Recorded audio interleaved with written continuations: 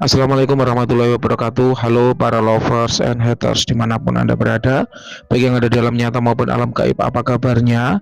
Salam cerdas bersupranatural. Ingat, dimanapun Anda membeli azimatnya, Mbak Wira sediakan edukasinya, dan edukasi ini sifatnya adalah gratis.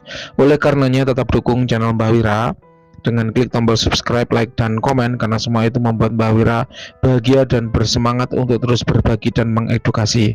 Oke sedulur semua, kali ini kita ada pemahar lagi, yaitu klien nomor 5757. Terawangan masuk pada hari ini tanggal 19 Desember 2022 pukul 21 lebih 6 menit, kemudian Mbak Wira layani pukul 21 lebih 20 menit. Jadi hari ini masuk, hari ini juga langsung dilayani. Kenapa? Karena tidak promo, jadi tidak ada antrian. Kalau untuk yang promo memang ada antrian. Hari ini tanggal 19 Desember 2022 masih ada di nomor 7 ya. Bagi teman-teman yang nomornya 8 berarti besok 9, 10, 11 besoknya lagi ya. Kemudian ke antrian sampai 22 ya, nanti tinggal dihitung aja berapa hari sampai ke nomor 22. Memang kalau untuk promo itu selalu membludak jumlahnya, sehingga harus Mbak Wira tata ya agar semuanya sesuai dengan antrian, sehingga untuk pemahar-pemahar yang tidak promo tetap bisa langsung dilayani karena Mbak Wira tidak kecapean kayak gitu. Oke, kita kembali pada klien nomor 5737. Di sini ada terawangan sebuah tasbih. Sebelum Mbak Wira melakukan terawangan, Mbak Wira perlu sampaikan dulu bahwa Mbak Wira tidak tahu nih tasbih belinya di mana, harganya berapa, ataupun praktisi yang meritual siapa, sehingga apapun nanti hasil terawangannya tidak ada unsur ingin menjatuhkan siapapun ya. Karena Mbak Wira nggak tahu nih yang meritualkan siapa. Kemudian yang kedua, tidak ada unsur ingin menjatuhkan orang lain karena persaingan usaha, karena Mbak Wira tidak jualan tasbih ya. Oke. Untuk tasbih ini Mbak Wira cek dengan beberapa metode. Yang pertama secara vibrasi energi dulu. Kenapa kok secara vibrasi energi? Karena yang namanya benda bertuah, adanya tuah itu dari energi yang terkandung dalam benda tersebut. Memang ada benda-benda bertuah yang tidak mengandung energi dan tidak mengandung kodam, tapi jumlahnya minoritas atau kecil sekali. Dan mayoritas benda bertuah itu adanya tuah karena ada energinya. Oleh karena itu metode vibrasi energi ini tetap bisa diandalkan, digunakan untuk metode pengecekan yang pertama ya. Untuk tasbih dari klien nomor 5737 ini, ketika Mbak Wira cek, betul ada vibrasi energinya.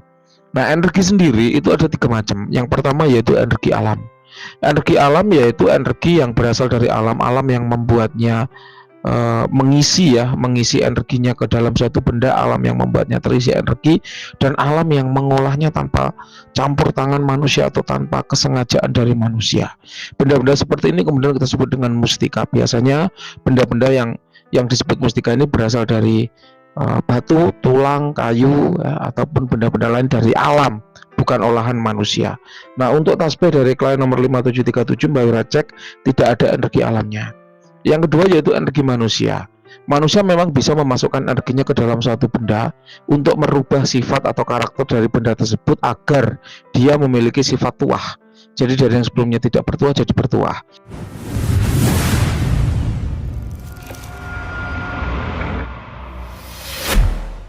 Ada banyak metode yang bisa digunakan ya. Salah satu di antaranya adalah sering dipakai.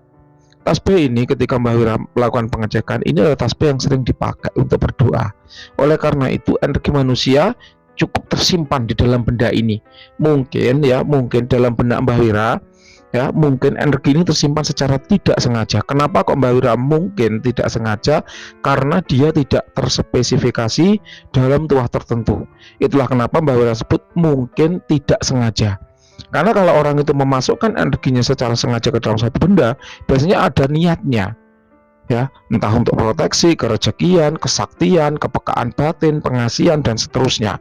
Kalau nggak ada spesifikasinya seperti ini, biasanya nggak sengaja ya, mungkin tidak sengaja. Nanti silakan ya klien nomor 5737 yang menyampaikan ke Mbak Wira apakah memang benar bahwa ya pokoknya dipakai aja.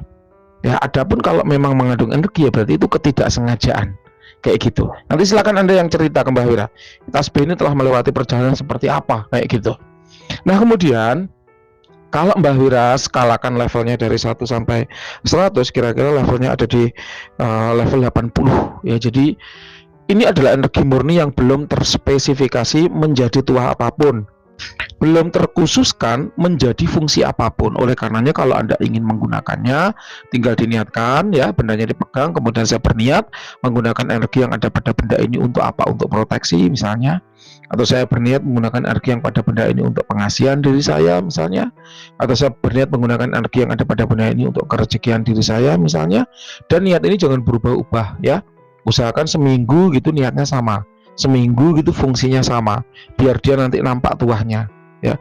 Kalau sering berganti-ganti, pagi pengasihan, siang kerezekian, sore proteksi, nanti dia nggak akan kelihatan. Karena memang seperti itulah karakter energi, dia butuh khusus, butuh terkhususkan agar tuahnya benar-benar kelihatan nyata. Beda nyatanya itu benar-benar kelihatan gitu loh ya. Nah, ini juga menjawab pertanyaan ya beberapa teman-teman yang ada di kolom komentar YouTube, bahwa berapa kali sih maksimal dalam melakukan afirmasi dalam sehari itu? Jawabannya ada 1 kali. Ya, 1 kali itu 1 fungsi. Ya, Anda boleh melakukannya 3 kali, 4 kali, 5 kali, 10 kali pun boleh, tapi 1 fungsi. Ya, 1 fungsi. Supaya apa? Biar fungsi yang Anda perintahkan itu selesai dulu. Kalau belum selesai, jangan berganti-ganti lagi. Itu sama seperti Anda. Kalau hari ini Anda suruh ngejar, Mas coba buat laporan rugi laba. Belum selesai, siang udah disuruh lagi, Mas kemarin tuh kulak sama kokoh yang itu Mas belum selesai, Mas coba nanti kokohnya dihubungi ya Mas ya, tanya coba gimana ini kelanjutan kulaknya ini. Belum juga selesai telepon, Mas ini ada tagihan ini dari perusahaan ini, coba nanti dijelaskan ya seperti apa tagihannya, sistem pembayaran dan sebagainya. Akhirnya apa yang jadi pusing, semua pekerjaan akhirnya tidak terhandle, tidak terselesaikan. Itulah kenapa Mbak saya sampaikan bahwa fokuskan dulu pada 1 tugas ya. Itulah kenapa kalau azimat itu juga Mas fokus penggunaan diri sendiri ya, jangan digunakan untuk orang lain. Kenapa? Karena coba biar fokus. Kalau dia fokus mengatasi masalah Anda, akan kelihatan beda nyatanya. Tapi kalau masalah Anda belum selesai, suruh lagi bantu si A belum selesai, suruh lagi bantu si B belum selesai, suruh lagi bantu si C belum selesai, minta lagi bantu Anda. Belum juga urusan kerezekian kelar, suruh pengasihan belum selesai, suruh proteksi. Akhirnya apa? Bingung, malah nggak selesai semua. Ini yang disebut dengan fokus. Kusuk itu fokus. Bahasa Islaminya kusuk, bahasa Indonesianya fokus. Berdoalah yang kusuk.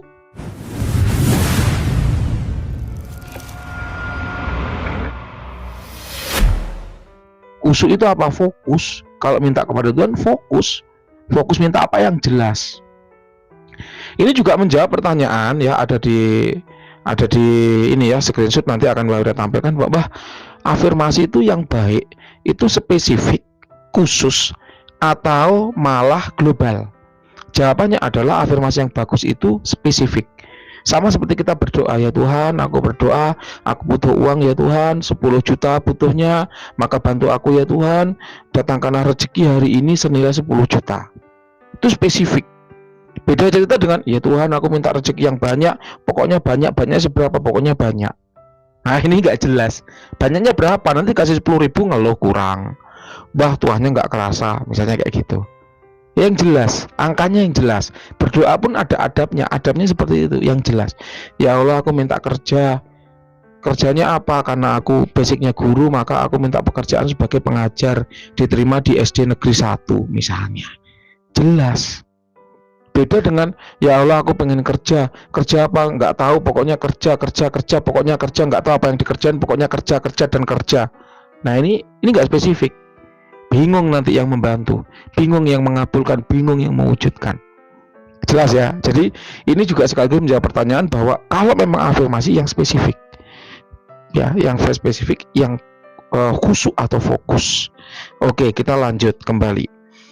Nah itu tadi adalah energi manusia. Yang ketiga adalah energi dari khodam. Apakah ada energi dari khodam di benda ini? Jawabannya ada. Bukan jin bukan, ini khodam. Nah jadi apa bedanya jin dengan khodam? Khodam adalah jin yang sudah ditundukkan dan diikat dengan perjanjian, sehingga dia membantu dan loyal ya untuk mematuhi manusia. Nah Mbak Wira mendapati ada energi khodam yang padat, dingin dan menarik, yang menjadi tanda bahwa dia punya tuah untuk proteksi dan penyembuhan ya. Proteksi dan penyembuhan. Kalau Mbak Wira skalakan dari 1 sampai 100, kira-kira level energinya 90. Memang ini kuat dan bagus ya. Kemudian energi ini kan perlu ditelusuri ya. Kalau memang ada energinya berarti kan ada khodamnya. Maka seperti apa sih wujud khodamnya, penampakannya, usianya, asalnya, tuahnya, dan sebagainya. Maka Mbak Wira perlu menggunakan metode lain, yaitu metode visualisasi, yaitu suatu metode yang digunakan untuk mencari tanda-tanda visual ya dari suatu benda, dari suatu entitas yang menghuni benda bertuah ya. Nah, Mbak Wira mendapati sosok laki-laki tua berjubah putih ya. Dia membawa semacam tongkat, wajahnya itu bulat gitu, bulat besar lebar gitu. Ini bisa berubah wujud menjadi naga, tapi naganya warnanya merah. Nah, ini menarik ya. Jadi meskipun dia berjubah putih, tapi ketika dia menjadi naga, auranya merah. Nah, di sini apa yang Mbak Wira sampaikan adalah perlambang atau gambaran dari karakter energi. Kita nggak bicara wujud, itu nggak bicara bentuk, kita nggak bicara wujud secara kaku. Ya, wah kata orang lain macan, bah kok kata Mbak Wira naga. Naga adalah ular berkepala macan. Itu penggambaran saja. Mungkin orang lain melihat macan itu melihat kepalanya saja, belum melihat buntutnya. Ketika melihat buntutnya, oh ternyata naga gitu loh ya. Jadi jangan kaku-kaku kalau masalah wujud. Ini sudah banyak Mbak Wira sampaikan, sering Mbak Wira sampaikan, kalau masalah wujud jangan kaku. Kaku Mbak, katanya orang, kok katanya dukun lain ini laki-laki berjenggot putih ya, kok kata Mbak Wira naga ya. Yang benar yang mana Mbak? Dua-duanya benar. Naga, manusia berjenggot putih, manusia berjubah putih hanyalah perlambang. Laki-laki berarti jenis kelaminnya laki-laki, tua, tegap ya. Dia memiliki fungsi untuk proteksi dan kewibawaan.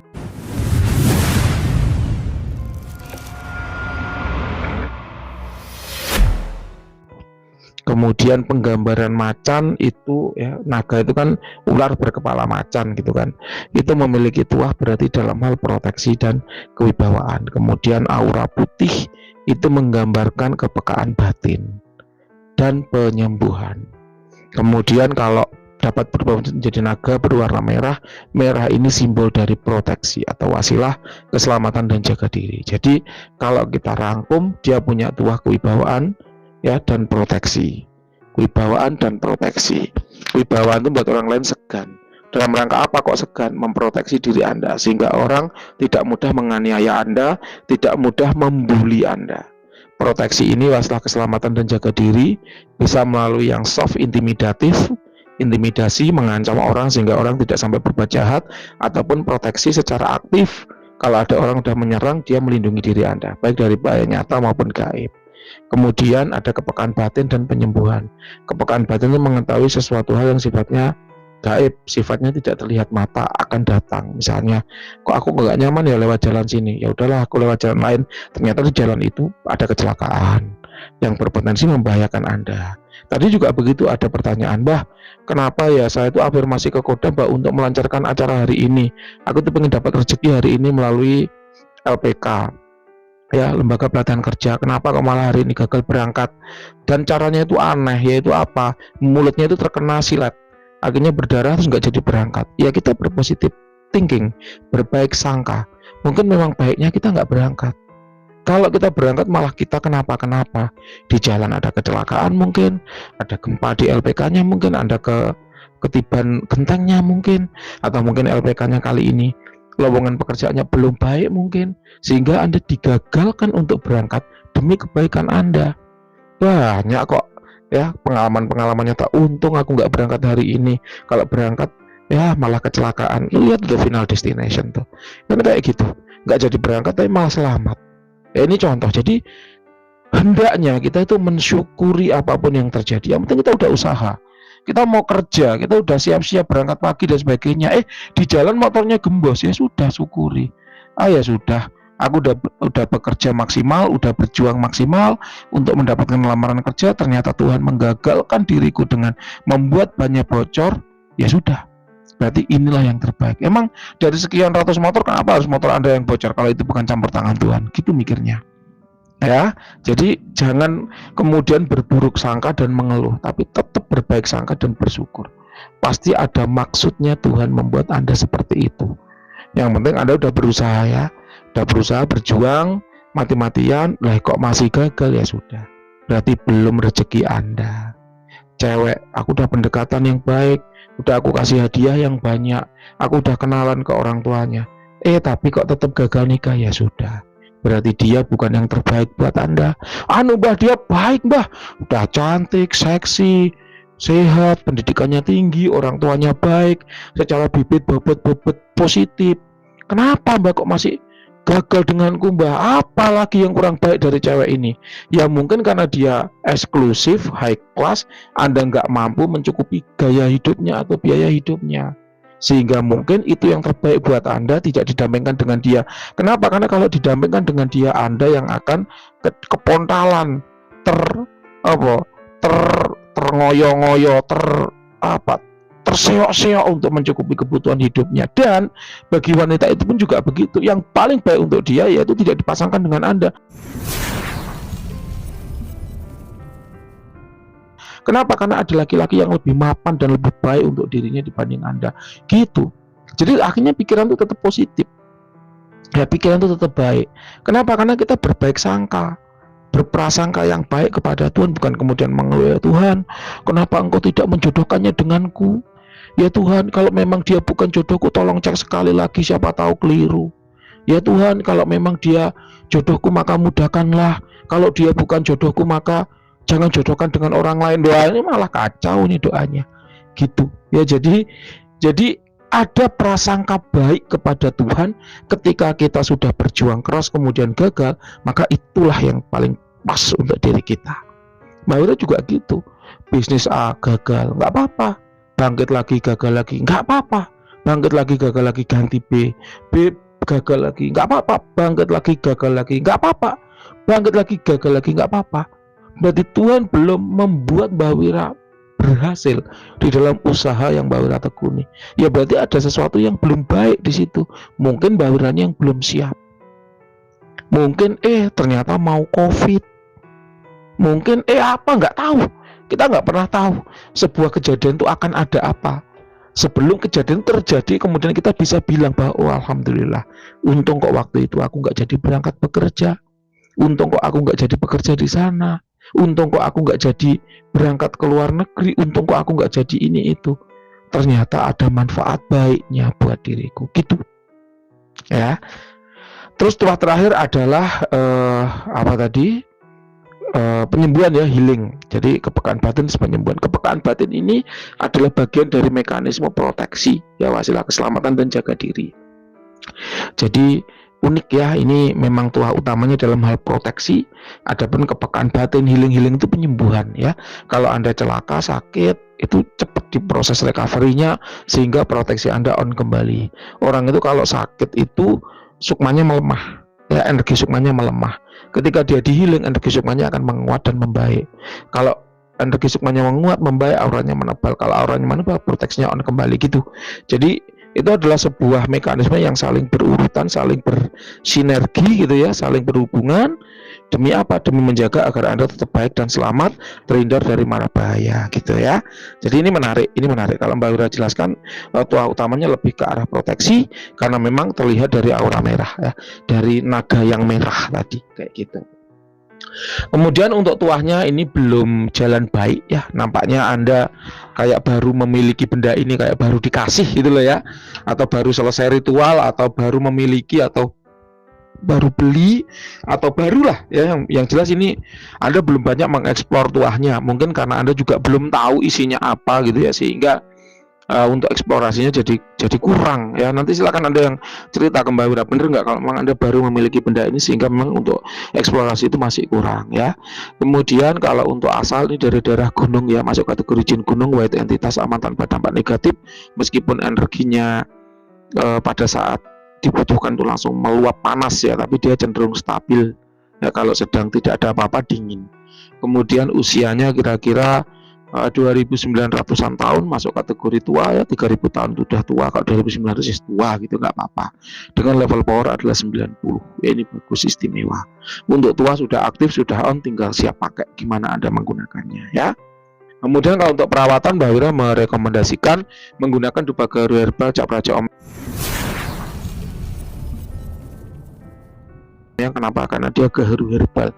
Gaharu itu adalah aroma yang disukai oleh sebagian besar entitas gaib ya, sehingga kayak nggak akan ada penolakan gitu loh ketika kita memberikan itu kepada entitas gaib. Kemudian herbal itu artinya tanpa campuran bahan kimia apapun, sehingga secara vibrasi energi baik banget untuk merecovery energi dari benda-benda bertuah gitu ya.